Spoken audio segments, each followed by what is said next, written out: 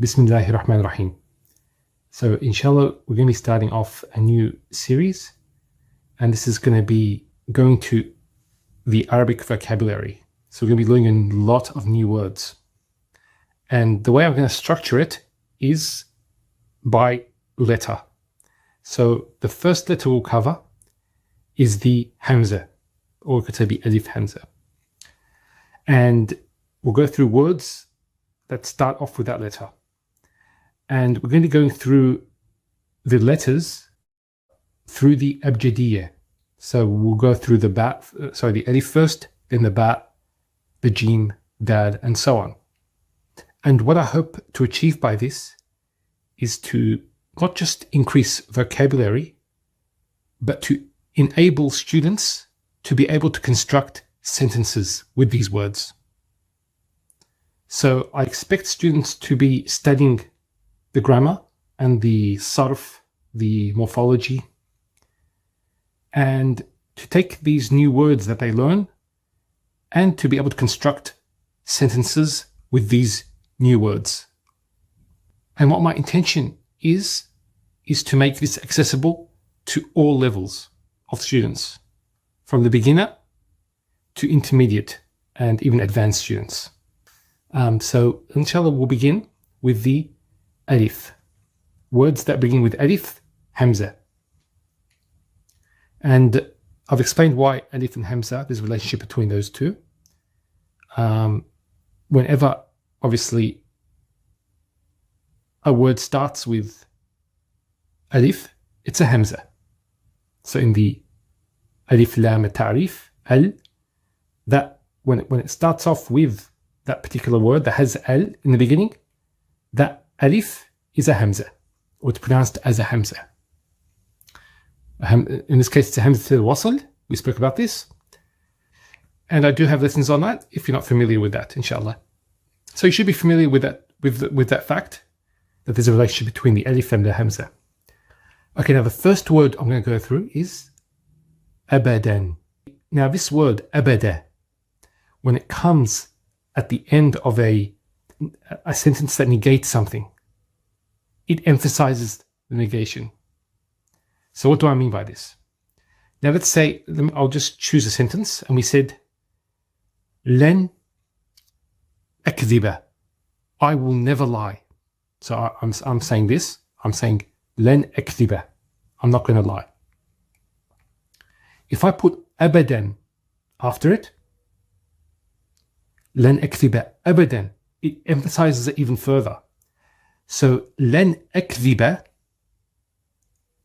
means I will not lie.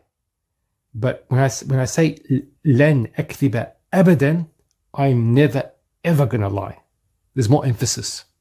So that's what it does when it gets added to a sentence that negates something. And abadan can also be used in, for example, in the Quran, khalidina fiha abada, where it emphasizes the khuld, or the stain, that it's going to be perpetual. So there's two meanings there of abadan. And why is it mansub? It's a dharf. Then we have the word ibil. So that means camels, or camel in a generic sense. It refers to both the male and the female camel, as opposed to, for example, we have in the Quran the word naqa, which is a female camel. But ibil is a generic noun for all camels.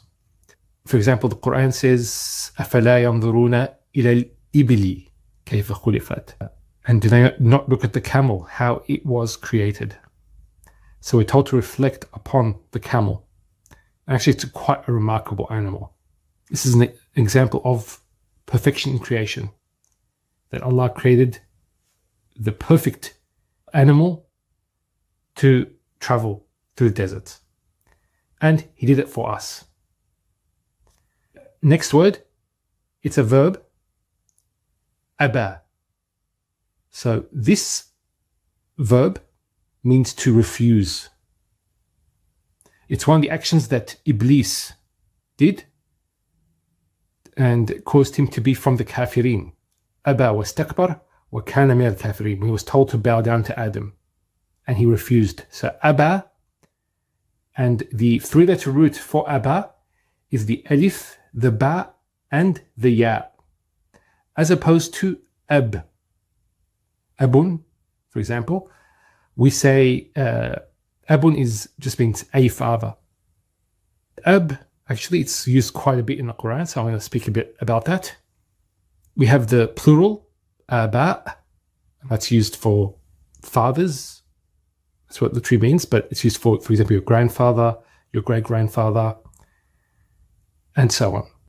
We have a word in the Quran to mean that's used for parents, where it's derived from the word ab. Abawan or abawain. And we have another word also, walidain or walidan, walidain. And there's two different aspects of parents that are emphasized in the Quran. Sometimes walidain is used, sometimes abawain is used. So the context will dictate which is the appropriate word to use, and the Quran uses it precisely based on the context.